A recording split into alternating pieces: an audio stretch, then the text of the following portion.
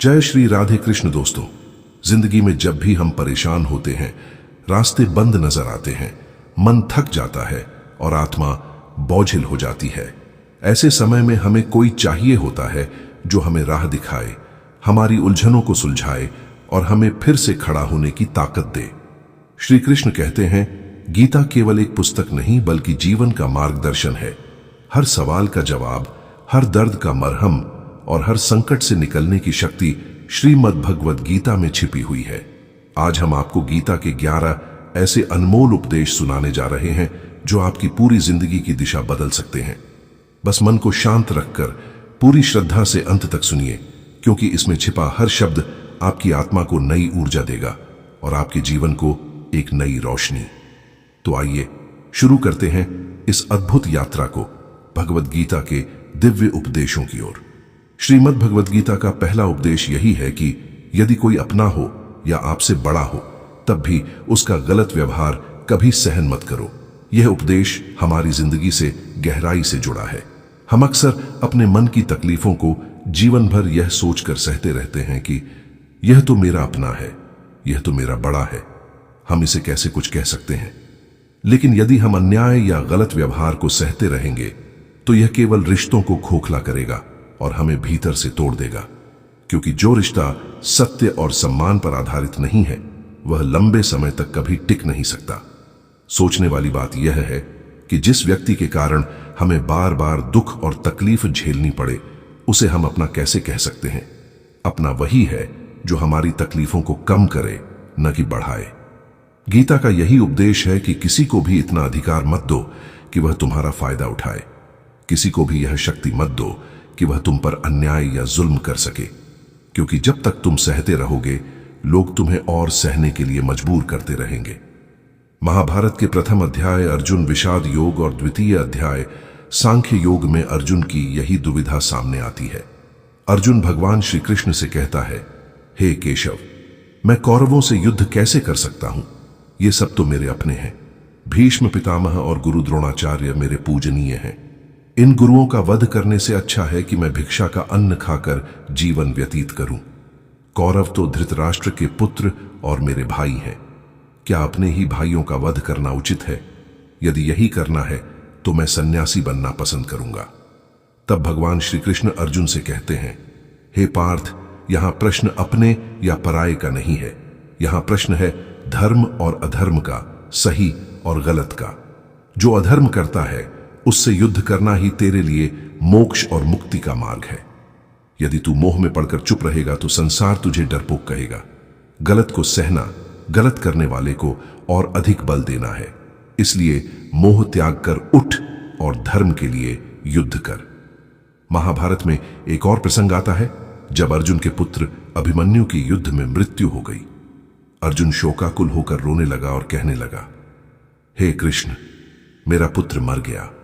मैं यह दुख सहन नहीं कर सकता। अब मैं भी अपना जीवन समाप्त कर दूंगा। तब भगवान श्री कृष्ण अर्जुन को आत्मलोक में ले गए। वहां अभिमन्यु आनंद पूर्वक विराजमान था, क्योंकि उसने क्षत्रिय धर्म का पालन किया और वीर गति प्राप्त की थी। अर्जुन अपने पुत्र को देखकर प्रसन्न हुआ और गले लगाकर रोते हुए बोला, हे पुत्र, तेरे बिना तो मैं जी ही नहीं सकता। तू ही मेरी आशा था, अब मेरा जीवन निरर्थक हो गया है। तब अभिमन्यु ने शांत स्वर में कहा, आप कौन हैं? अर्जुन आश्चर्य से बोला, मैं तेरा पिता हूं और तू मेरा पुत्र है। अभिमन्यु मुस्कुराकर बोला, कौन पिता और कौन पुत्र? मेरे हजारों जन्म हो चुके हैं। किसी जन्म में आप मेरे पिता बने, किसी जन्म में मैं आपका पिता बना। आत्मा का न कोई माता होता है और न कोई पिता। आत्मा तो शाश्वत है, न जन्म लेती है और न मरती है। यह सुनकर अर्जुन की आंखें खुल गईं। उसे समझ में आ गया कि हम सब जिस रिश्ते को लेकर मोह में पड़ जाते हैं वह केवल शरीर से जुड़े हैं। आत्मा का न कोई अपना है न कोई पराया। जब मोह चला जाता है तो दुख भी समाप्त हो जाता है। गीता का यह उपदेश हमें स्पष्ट करता है कि यहां न कोई सच्चा अपना है न कोई पराया। सच्चा वही है जो बुरे समय में, तकलीफों के क्षणों में हमारा साथ दे। बाकी सब केवल नाम के रिश्ते हैं। गीता का दूसरा उपदेश यही है कि जो बीत गया है उसका शोक मत करो और जो आने वाला है उसकी चिंता मत करो। महाभारत के युद्ध के समय अर्जुन ने भगवान श्री कृष्ण से कहा, यदि यह युद्ध हुआ तो करोड़ों लोग मारे जाएंगे। जो सैनिक और योद्धा मारे जाएंगे अर्थात हे अर्जुन, तू उन बातों पर शोक कर रहा है जिन पर शोक करना उचित नहीं है। तू पंडितों जैसी बातें करता है, लेकिन पंडित न तो मृतकों पर शोक करते हैं और न ही जीवितों पर। ज्ञानी व्यक्ति जानता है कि आत्मा न जन्म लेती है और न मरती है, इसलिए शोक करना व्यर्थ है। लेकिन जो वास्तव में ज्ञानी होता है वह न तो उन लोगों का शोक करता है जो मर चुके हैं, न ही उन लोगों की चिंता करता है जो भविष्य में एक दिन मरने वाले हैं। हे अर्जुन, तेरे हाथ में कुछ भी नहीं है। तू चाहे जितना प्रयास कर ले, जीवन और मृत्यु को नियंत्रित नहीं कर सकता, क्योंकि जन्म और मरण प्रकृति की अनिवार्य व्यवस्था है। इसलिए ज्ञानी व्यक्ति न किसी के मरने पर रोता है, न बीते हुए कल का शोक करता है और न ही आने वाले कल की चिंता करता है। सच्चाई यह है कि जो होना निश्चित है वह होकर रहेगा और जो नहीं होना है वह कभी नहीं होगा। जिस मनुष्य को यह सत्य समझ में आ जाता है उसकी बुद्धि स्थिर हो जाती है और वह कभी चिंता या दुख से विचलित नहीं होता। हमारे जीवन के अधिकांश दुख इसी कारण है कि या तो हम बीते हुए कल को सोच सोचकर दुखी होते रहते हैं, या फिर आने वाले कल की चिंता करते करते वर्तमान को खो देते हैं।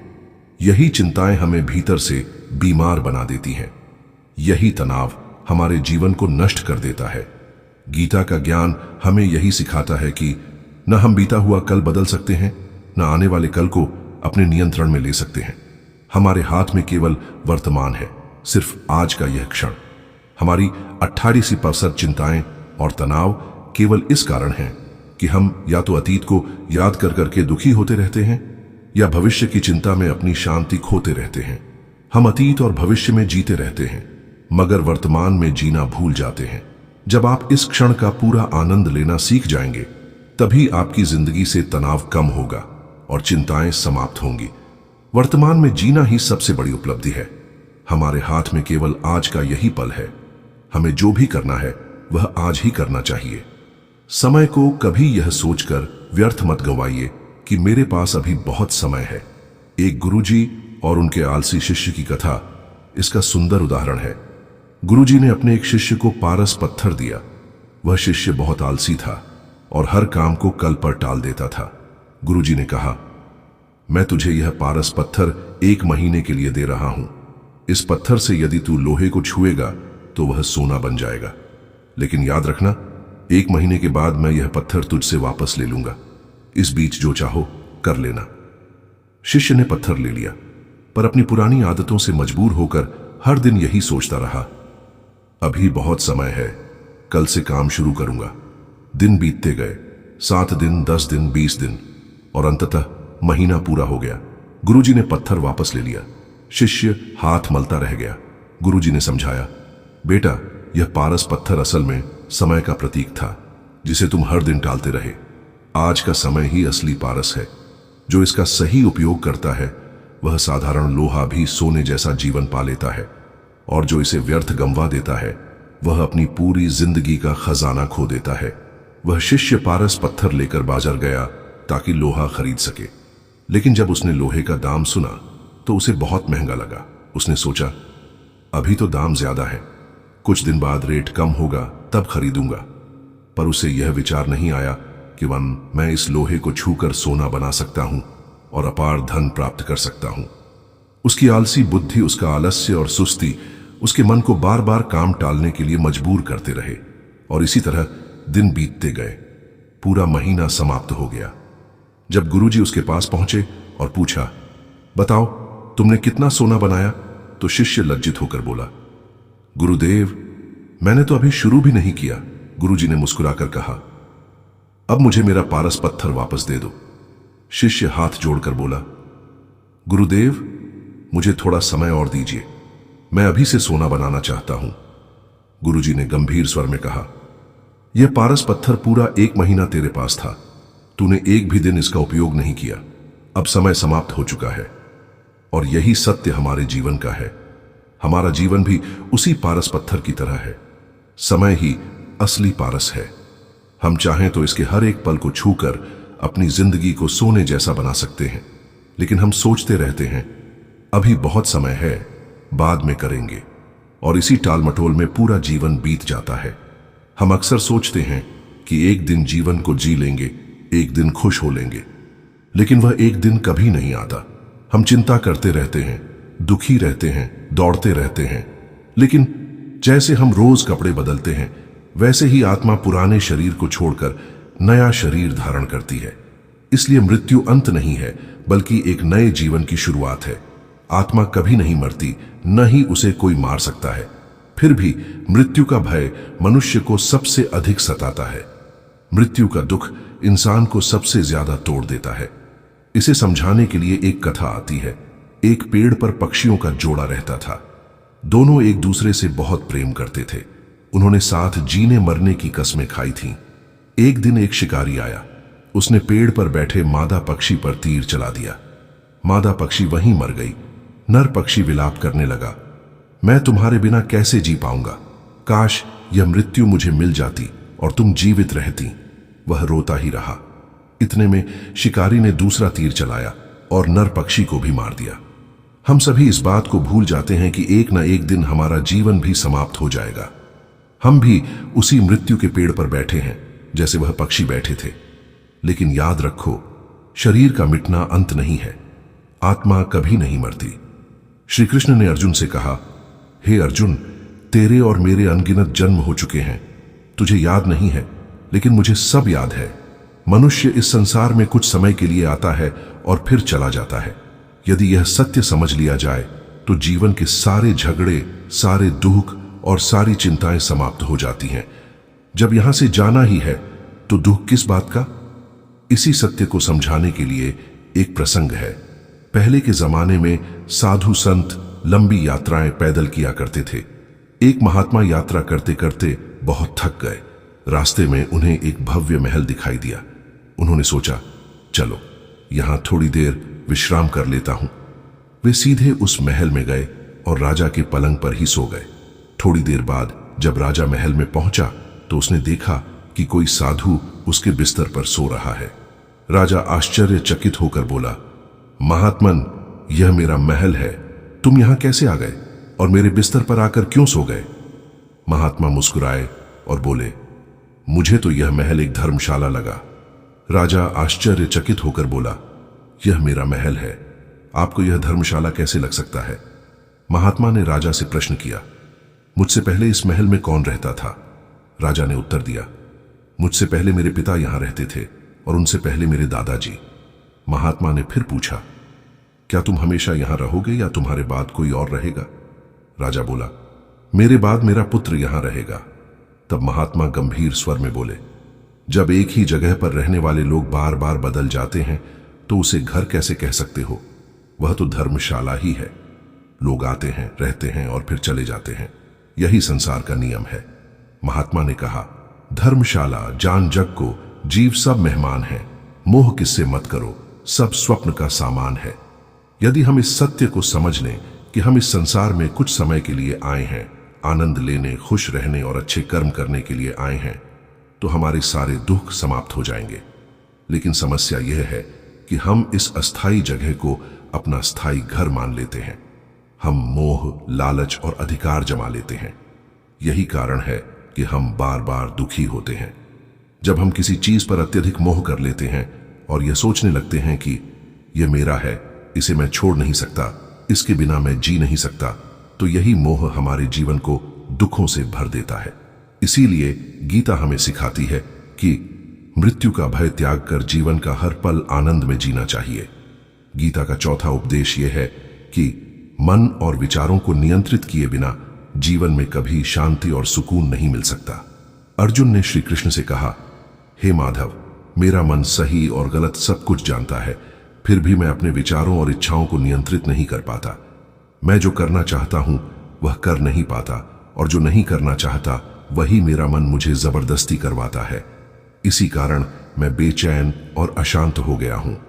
तब श्री कृष्ण ने उत्तर दिया, हे पार्थ, अपने मन और विचारों को नियंत्रित करने के लिए तुझे अभ्यास करना होगा। तुझे अपने मन से डिटैच होकर उसे सही दिशा में ले जाने की साधना करनी होगी। यह एक दिन का काम नहीं है। जब तक तू अपने मन और विचारों की गुलामी छोड़कर उनका स्वामी नहीं बनेगा, तब तक तुझे कभी शांति प्राप्त नहीं होगी। प्रसंग। राजा और गुरुजी कहा जाता है। एक राजा था जिसके पास अपार धन, ऐश्वर्य और शक्ति थी। उसने पूरे संसार को जीत लिया था, लेकिन फिर भी उसका मन बेचैन और अस्थिर रहता था। एक दिन वह अपने गुरुजी के पास गया और विनती करने लगा, गुरुदेव, मेरे पास सब कुछ है। तब गुरुजी ने उत्तर दिया, राजन, यदि तुम्हारे नगर में कोई ऐसा व्यक्ति हो जिसे सच्ची शांति और सुकून मिल चुका हो, तो तुम उसका कुर्ता पहन लेना। उससे तुम्हें भी शांति प्राप्त हो जाएगी। राजा यह सुनकर बहुत प्रसन्न हुआ और सोचने लगा, यह तो बहुत आसान उपाय है। वह अपने महल लौटा और दरबार में घोषणा की, हमारे नगर में जो भी व्यक्ति सच्ची शांति को प्राप्त कर चुका है, जिसे जीवन में सुकून मिल चुका है, वह अपना कुर्ता मुझे दे दे। बदले में जो चाहेगा उतना धन मैं उसे दूंगा। राजसभा में सन्नाटा छा गया। सभी लोग एक दूसरे का चेहरा देखने लगे। धन का लालच तो सबको आया, लेकिन सभी को एक दूसरे की हकीकत पता थी। किसी की भी जिंदगी वास्तव में शांति और संतोष से भरी नहीं थी। सबने सिर झुका लिया और मौन खड़े रहे। राजा को आश्चर्य हुआ। फिर उसने पूरे नगर में घोषणा करवा दी, यदि किसी को जीवन में सच्चा सुकून और शांति मिल चुकी हो, तो वह मेरे पास आए और अपना कुर्ता मुझे दे दे। मैं उसे उसके बदले में जितना चाहे उतना धन दे दूंगा। लेकिन परिणाम वही रहा। पूरे नगर में एक भी ऐसा व्यक्ति नहीं मिला जिसे वास्तविक शांति और सुकून प्राप्त हुआ हो। जब कोई व्यक्ति मरता है तो हम कहते हैं, अब यह व्यक्ति शांत हो गया। लेकिन कभी किसी जीवित इंसान के लिए हमने यह नहीं सुना कि यह व्यक्ति पूरी तरह शांत हो गया है। राजा के सैनिक पूरे नगर में खोजते रहे। अंततः उन्हें एक पेड़ के नीचे तपस्या करते हुए एक महात्मा दिखाई दिए। उनके चेहरे पर एक अद्भुत शांति और गहरा सुकून झलक रहा था। सैनिक उनके पास पहुंचे और पूछा, महात्मन, क्या आपने शांति प्राप्त कर ली है? क्या आपको जीवन में सुकून मिल गया है? महात्मा ने मुस्कुराकर उत्तर दिया, हां, मैं पूर्णतः शांत हूं। मुझे कोई चिंता नहीं है, कोई लालच नहीं है, मेरे भीतर कोई इच्छा शेष नहीं है। सैनिक यह सुनकर प्रसन्न हुए और उन्हें राजा के पास ले आए। राजा ने महात्मा से पूछा, हे महात्मा, क्या वास्तव में आपको शांति और सुकून प्राप्त हो चुका है? महात्मा ने शांत स्वर में उत्तर दिया, हां महाराज, मुझे पूर्ण शांति और सुकून मिल चुका है। अब न मुझे किसी चीज की चाह है, न ही किसी प्रकार का भय। यह सुनकर राजा अत्यंत प्रसन्न हो गया और बोला, आखिर मुझे वह व्यक्ति मिल ही गया जिसे जीवन में सच्चा सुकून और शांति प्राप्त है। हे महात्मा, कृपया अपना कुर्ता मुझे दे दीजिए। आप बदले में जो भी चाहेंगे मैं आपको दूंगा। महात्मा मुस्कुराए और बोले, महाराज, शांति और सुकून तो मुझे प्राप्त है, लेकिन मेरे पास कुर्ता ही नहीं है। महात्मा ने मुस्कुराकर कहा, महाराज, मेरे पास तो पहनने के लिए कुर्ता ही नहीं है जो मैं आपको दे सकूं। राजा यह सुनकर दंग रह गया। उसने सोचा, जिस महात्मा के पास पहनने को एक साधारण कुर्ता भी नहीं है, वह इतना शांत और सुखी है, और मैं सारी जिंदगी धन जोड़ने में लगा रहा, दुनिया जीतने में लगा रहा, फिर भी मुझे शांति और सुकून नहीं मिला। राजा की आंखें खुल गईं। उसे समझ आया कि शांति और सुकून बाहर की चीज नहीं है, यह भीतर से उत्पन्न होती है। गीता का यही उपदेश है कि जब तक इंसान अपने मन और विचारों को नियंत्रित नहीं करता, तब तक जीवन में शांति संभव नहीं है। सच्ची शांति पाने के लिए मन को साधना जरूरी है। गीता का 5वां उपदेश, वासना, क्रोध और लालच, ये तीनों सर्वनाश के कारण हैं और नर्क के द्वार कहे गए हैं। जिस मनुष्य के भीतर ये 3 अवगुण होते हैं, वह हमेशा दूसरों को दुख पहुंचाकर अपने स्वार्थ और सुख की पूर्ति करने में लगा रहता है। एक, अत्यधिक वासना इंसान की इच्छाओं को असीम बना देती है और वह कभी संतुष्ट नहीं हो पाता। 2, क्रोध पल भर में रिश्तों को तोड़ देता है और इंसान की बुद्धि को नष्ट कर देता है। 3, लालच चाहे कितना भी पाले, पर और पाने की भूख उसे चैन से जीने नहीं देती। ये तीनों मिलकर जीवन के सारे सुख छीन लेते हैं और रिश्तों में जहर भर देते हैं। इन्हें नर्क का द्वार इसलिए कहा गया है क्योंकि जिस व्यक्ति में वासना, क्रोध और लालच है, वह मरने के बाद नहीं बल्कि जीते जी ही नरक का अनुभव करता है। गीता का छठा उपदेश, सभी भगवान एक ही हैं, कोई छोटा बड़ा नहीं है, सब उसी परम ब्रह्म के स्वरूप हैं। जिसने इस सत्य को समझ लिया, उसके लिए हर धर्म, हर मत और हर पूजनीय स्थान समान हो जाता है। परमात्मा के अनेक रूप और नाम हैं। श्री कृष्ण ने गीता के 10वें अध्याय विभूति योग में स्पष्ट कहा है कि जग में जितने भी देवता हैं, वे सब मेरी ही विभूतियां हैं। मैं ही शिव हूं, मैं ही इंद्र हूं, मैं ही यक्षराज कुबेर हूं, मैं ही अग्निदेव हूं, देवताओं के गुरु बृहस्पति भी मैं ही हूं। श्री कृष्ण ने अर्जुन से कहा कि सभी देवता, सभी नाम, सभी स्वरूप वास्तव में मेरे ही अंश हैं। इसलिए किसी भी ईश्वर, किसी भी इष्ट देव को छोटा बड़ा मत समझो। भक्ति का मार्ग एक ही है और सब रूप उसी परम सत्य के प्रतिबिंब है। गीता का उपदेश हमें यह सिखाता है कि कभी भी किसी दूसरे के इष्ट को छोटा मत मानो। यह विवाद मत करो कि कौन बड़ा है और कौन छोटा। सभी पूजन के योग्य हैं, क्योंकि सभी उसी परम ब्रह्म की अभिव्यक्ति हैं। गीता का 7वां उपदेश, सुख की लालसा ही हमारे दुखों का कारण है। श्री कृष्ण ने अर्जुन से कहा, मनुष्य जितनी अधिक सुखों की इच्छा करता है, उतना ही उसकी इंद्रियां भोग में फंस जाती है। जितना वह भोगों की ओर आकर्षित होता है, उतना ही उसका मन संसार का गुलाम बन जाता है। सुख के पीछे जितना भागोगे, दुख का अनुभव उतना ही अधिक होगा। यह संसार का अटल नियम है। जो वस्तुएं आरंभ में मन को बहुत आकर्षित करती हैं, वे अंत में दुख ही देती हैं, और इसके विपरीत जो कार्य आरंभ में कठिन और मुश्किल लगते हैं, वही अंततः जीवन में सबसे अधिक सुख और स्थिरता प्रदान करते हैं। गीता का 8वां उपदेश, जो मनुष्य संसार के सभी सहारे छोड़कर केवल भगवान को ही अपना सहारा मान लेता है, उसकी हर आवश्यकता स्वयं ईश्वर पूरी करते हैं। श्री कृष्ण कहते हैं, अनन्याश्चिन्तयन्तो मां ये जनाः पर्युपासते तेषा नित्याभियुक्तानां योगक्षेमं वहाम्यहम्। अर्थात जो लोग केवल मुझ पर भरोसा करते हैं, केवल मुझे ही अपना आश्रय मानते हैं, उनके योग और क्षेम का भार मैं स्वयं उठाता हूं। योग का अर्थ है वह वस्तु प्राप्त कराना जो अभी तक नहीं मिली है। क्षेम का अर्थ है जो वस्तु प्राप्त हो चुकी है उसकी रक्षा करना। इस प्रकार भगवान कहते हैं, मेरे भक्त की जो चीज नहीं है उसे मैं दिलवाता हूं, और जो उसके पास है उसकी रक्षा मैं करता हूं। इसलिए जो भी व्यक्ति सच्चे मन से ईश्वर को ही अपना सहारा बना लेता है, वह जीवन में कभी असहाय नहीं होता। गीता का 9वां उपदेश, इस संसार में वास्तव में हमारा कुछ भी नहीं है। गीता सार में अक्सर कहा जाता है, तुम्हारा क्या गया जो तुम रोते हो, तुम क्या लाए थे जो तुमने खो दिया, तुमने क्या पैदा किया जो नष्ट हो गया, तुमने जो लिया यहीं से लिया, जो कुछ भी दिया यहीं पर दिया। आज जो तुम्हारा है कल किसी और का होगा। परिवर्तन इस संसार का अटल नियम है।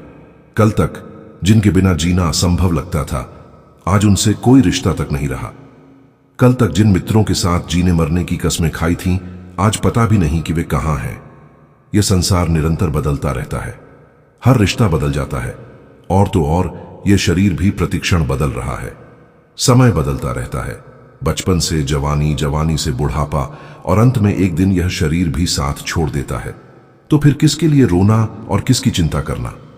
हम पूरी जिंदगी रिश्तों, संपत्ति और बाहरी चीजों को बनाने संवारने में लगे रहते हैं, लेकिन अंततः सब कुछ बिखर जाता है।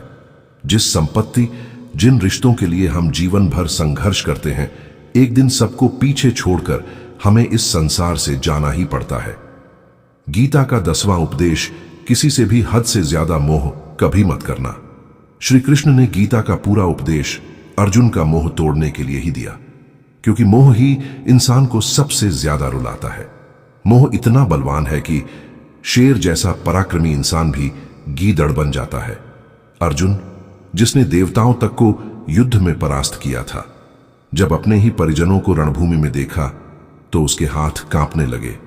वह श्री कृष्ण से बोला, हे केशव, अब मेरे हाथों में धनुष धारण करने की शक्ति नहीं बची, मेरे हाथ कांप रहे हैं, मैं युद्ध नहीं कर पाऊंगा। यही मोह है, इतना पीड़ादायक कि कई लोग इसकी पीड़ा सह नहीं पाते और आत्महत्या तक कर लेते हैं। सोचते हैं उस व्यक्ति के बिना मैं जी ही नहीं सकता। लेकिन सच्चाई यह है कि जीवन में यदि आप किसी से हद से अधिक मोह करोगे तो अंततः पीड़ा ही पाओगे। जो व्यक्ति अपने मोह से बाहर नहीं निकल पाता, उसकी सारी खुशी धीरे धीरे छिन जाती है, वह खोखला हो जाता है। इसलिए गीता हमें बार बार यही सिखाती है, अपने मन के मोह को त्यागो, तभी तुम बलवान बनोगे, तभी तुम बुद्धिमान बनोगे और तभी सत्य का दर्शन कर पाओगे। क्योंकि मोह हमें हमेशा झूठा दिखाता है, यह हमें असत्य पर विश्वास दिलाता है, यह दिल में झूठी उम्मीदें जगाता है और यही हमारे दुखों का सबसे बड़ा कारण है। हम ही मोह कर बैठते हैं, हम ही उम्मीदें लगा लेते हैं, लेकिन वास्तविकता अलग होती है। लोग वैसे नहीं होते जैसे हम उन्हें मान लेते हैं। मोह के कारण हमें लोगों का असली चेहरा दिखाई ही नहीं देता। गीता हमें यह सिखाती है कि यदि जीवन में आनंद और प्रसन्नता से जीना चाहते हो तो किसी भी व्यक्ति, वस्तु या परिस्थिति से हद से ज्यादा मोह मत करो। इस दुनिया में यदि जन्म लिया है तो दुख अवश्य मिलेगा, लेकिन दुख से घबराना मत, दुख से डरना मत। श्री कृष्ण ने गीता में कहा है, दुःखालयम अशाश्वतम, अर्थात यह संसार दुखों का घर है और अस्थायी है। जैसे औषधालय में औषधियां मिलती हैं, पुस्तकालय में पुस्तकें मिलती हैं, अस्पताल में चिकित्सा होती है, उसी प्रकार इस संसार को भी दुखालय कहा गया है। यहां दुख आना निश्चित है, लेकिन साथ ही यह भी सत्य है कि यदि दुख आता है तो सुख भी अवश्य आएगा, क्योंकि यह संसार केवल दुखालय ही नहीं बल्कि अशाश्वतम भी है, अर्थात यहां कुछ भी स्थायी नहीं है। दुख सुख में बदलता है, सुख दुख में बदलता है, सम्मान अपमान में और अपमान सम्मान में बदल जाता है, खुशी दर्द में और दर्द खुशी में बदल जाती है, जीत हार में और हार जीत में बदल जाती है। इस संसार में किसी भी क्षण परिस्थितियां बदल सकती। इस संसार में कुछ भी स्थायी परमानेंट नहीं है, न ही हम स्थायी हैं, न ही हमसे जुड़ी कोई वस्तु या रिश्ता स्थायी है। यह संसार अशाश्वत है, यहां हर चीज बदलती रहती है, इसलिए आपका दुख भी स्थायी नहीं रहेगा। यही कारण है कि दुख से कभी भी डरना नहीं चाहिए। श्रीमद् भगवद गीता का यह उपदेश हजारों साल पुराना होते हुए भी आज भी उतना ही नया और प्रासंगिक है। पूरे विश्व में गीता सबसे अधिक पढ़ी गई है, लेकिन सबसे कम समझी गई है। यदि कोई व्यक्ति इन दिव्य उपदेशों को वास्तव में समझ ले और उन्हें अपने जीवन में उतार ले तो निश्चित ही वह जो चाहे वह पा सकता है। वह अपनी हर समस्या से एक पल में बाहर निकल सकता है। तो दोस्तों, ये थे श्रीमद् भगवद गीता के वे 11 अनमोल उपदेश जो आपके जीवन को एक नई दिशा, नई शक्ति और नई रोशनी देंगे। याद रखिए, समस्या कोई भी हो, समाधान गीता में अवश्य है। बस आपको इतना करना है कि इन उपदेशों को अपने जीवन में उतारना है। जैसे ही आप गीता के मार्ग पर चलेंगे, आपको वह सब मिलेगा जिसकी आपको तलाश है, सुकून, सफलता और आत्मिक शांति। अगर आपको यह वीडियो अच्छा लगा हो तो इसे लाइक करें, सब्सक्राइब करें हमारे चैनल गीता संस्कार को और इस दिव्य संदेश को अपने दोस्तों और परिवार तक शेयर करें, क्योंकि गीता का प्रकाश सिर्फ आपके लिए नहीं बल्कि पूरे संसार के लिए है। फिर मिलेंगे एक नए संदेश के साथ, तब तक जय श्री राधे कृष्ण।